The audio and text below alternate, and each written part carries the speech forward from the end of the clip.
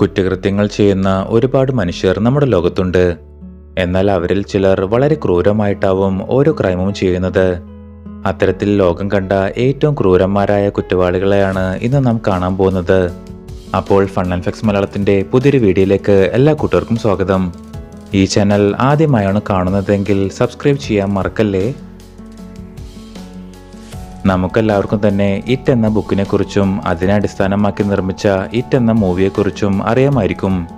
കുട്ടികളുടെ ജീവനെടുത്ത ഒരു സ്കെയറി ക്ലൗണിന്റെ കഥയാണിത്. 1980കളിൽ ഇതിനു സമാനമായ ഒരു കൊലയാളി അമേരിക്കയിൽ ജീവിച്ചിരുന്നു. അയാളുടെ പേരാണ് ജോൺ വൈൻ കേസി. ഒരു സാധാരണ ജീവിതം നയിച്ചിരുന്ന ഒരു വ്യക്തിയായിരുന്നു ഇയാൾ. എന്നാൽ പുറം ലോകം അറിയാത്ത മറ്റൊരു മുഖം കൂടി ഉണ്ടായിരുന്നു ഇയാൾക്ക്. കുട്ടികളുടെ ബർത്ത്ഡേ പാർട്ടിക്കും മറ്റും ഒരു ക്ലൗണിന്റെ ഡ്രസ്സ് ധരിച്ച് പറ്റുന്നത്രയും കുട്ടികളെയും ചെറുപ്പക്കാരെയും റേപ്പ് ചെയ്തും ടോർച്ചർ ചെയ്തും കൊല്ലുകയായിരുന്നു ഇയാളുടെ ഹോബി. ഇയാളുടെ വീട്ടിൽ നിന്നും വീടിനടുത്തുള്ള പുഴയിൽ നിന്നും കുട്ടികളുടെ ഡെഡ് ബോഡീസ് പോലീസ് കണ്ടെത്തിയിരുന്നു. 33ലധികം കുട്ടികളെയും ചെറുപ്പക്കാരെയും ഇയാൾ കൊന്നിട്ടുണ്ട്. 1994 52-ാം വയസ്സിൽ ചിക്കാഗോയിലെ ജയിലിൽ വച്ച് ഇഞ്ചക്ഷൻ നൽകിയാണ് ഇയാളെ കൊന്നത്.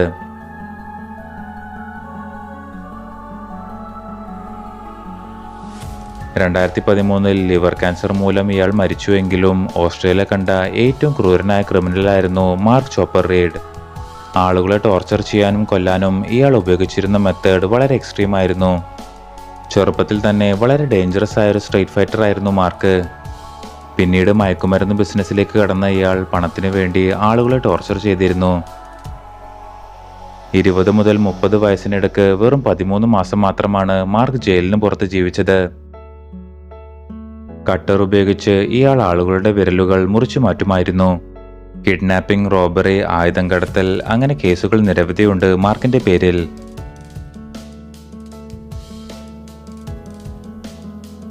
ദി റെഡ് റിപ്പർ എന്നറിയപ്പെടുന്ന റഷ്യയിലെ ഒരു ക്രിമിനലാണ് ഇയാൾ. 50ഓളം കുട്ടികളെയും സ്ത്രീകളെയും ഇയാൾ കൊന്നിട്ടുണ്ട്.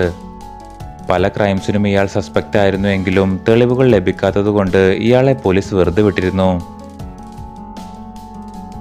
എന്നാൽ 1990-ൽ ഇയാൾ 30 കൊലപാതകങ്ങൾ നടത്തിയിട്ടുണ്ടെന്ന് പോലീസ് കണ്ടെത്തി. പോലീസ് പിടിയിലായതിനു ശേഷം താൻ മൊത്തത്തിൽ 52 കൊലപാതകങ്ങൾ ചെയ്തിട്ടുണ്ടെന്ന് ഇയാൾ കുറ്റസമ്മതം നടത്തി. പിന്നീട് 1994-ൽ പോലീസ് ശിക്ഷയായി ഇയാളെ വെടിവെച്ചു കൊന്നു.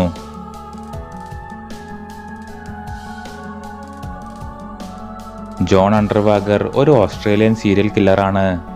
ഇയാൾക്ക് അണ്ടർവെയർ സ്ട്രാംഗ്ലർ എന്നും പേരുണ്ട്. ഈ പേര് വരാൻ കാരണം 1974-ൽ 18 വയസ്സുള്ള ഒരു പെൺകുട്ടിയെ അണ്ടർവെയർ ഉപയോഗിച്ച് കഴുത്തിനെരിച്ചു കൊന്നതുകൊണ്ടാണ്. 40ഓളം സ്ത്രീകളെ ജോൺ ഇങ്ങനെ കൊന്നിരുന്നു. ആദ്യം പിടിക്കപ്പെട്ടുവെങ്കിലും തെളിവില്ലാത്തതുകൊണ്ട് ഇയാളെ വെറുതെ വിടുകയായിരുന്നു. എന്നാൽ പിന്നീട് തെളിവോടെ ഇയാളെ പോലീസ് അറസ്റ്റ് ചെയ്യുകയുണ്ടായി. ജയിലിലായി 4 വർഷം കഴിഞ്ഞപ്പോൾ ജോൺ ആത്മഹത്യ ചെയ്യുകയും ചെയ്തു. മേരി മിലൻ എന്ന സ്ത്രീയുടെ നിക്നെയിമാണ് ഹ്യൂമൻ പ്ലേഗ്. ആക്സിഡന്റലി ലോകത്തിലെ ഏറ്റവും കൂടുതൽ ആളുകളെ കൊന്ന വ്യക്തിയാണ് മേരി. ന്യൂയോർക്കിലെ സമ്പന്ന കുടുംബങ്ങളിലെ കുക്കായിരുന്നു ഇവർ. വെറും 2 ആഴ്ച കൊണ്ട് മേരി എവിടെയൊക്കെ കുക്ക് ചെയ്തോ അവിടുത്തെ മിക്ക ആളുകളും രോഗം വന്ന് മരിച്ചു.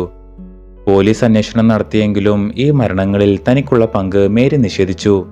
പിന്നീട് മേരി ടൈഫോയിഡ് രോഗിയായിരുന്നു എന്ന് പോലീസ് കണ്ടെത്തി. പക്ഷേ തനിക്ക് ടൈഫോയിഡ് ഉണ്ടായിരുന്നു എന്ന വിവരം അറിയില്ലായിരുന്നു എന്ന് പറഞ്ഞതോടെ കോടതി മേരിയെ വെറുതെ വിട്ടു. എന്നാൽ മേരി മരിച്ചു വർഷങ്ങൾ കഴിഞ്ഞ് മേരിയുടെ ഡയറിയിൽ തനിക്ക് ടൈഫോയിഡ് ഉണ്ടെന്ന് അറിയാമായിരുന്നു എന്നും താൻ മനഃപൂർവ്വം രോഗം സ്പ്രെഡ് ചെയ്യുകയായിരുന്നു എന്നും ഡയറിയിൽ കുറിച്ചിട്ടുണ്ടായിരുന്നു. അപ്പോൾ നിങ്ങൾക്ക് ഈ കണ്ടതിൽ ഏത് കുറ്റവാളിയാണ് കൂടുതൽ ഭയം തോന്നിയതെന്ന് താഴെ കമന്റ് ചെയ്യൂ. കൂടുതൽ വിനോദവും വിജ്ഞാനപരവുമായ വീഡിയോകൾക്കായി ഫൺ ആൻഡ് ഫാക്ട്സ് മലയാളത്തിന്റെ ഈ ചാനൽ സബ്സ്ക്രൈബ് ചെയ്യൂ. Thank you.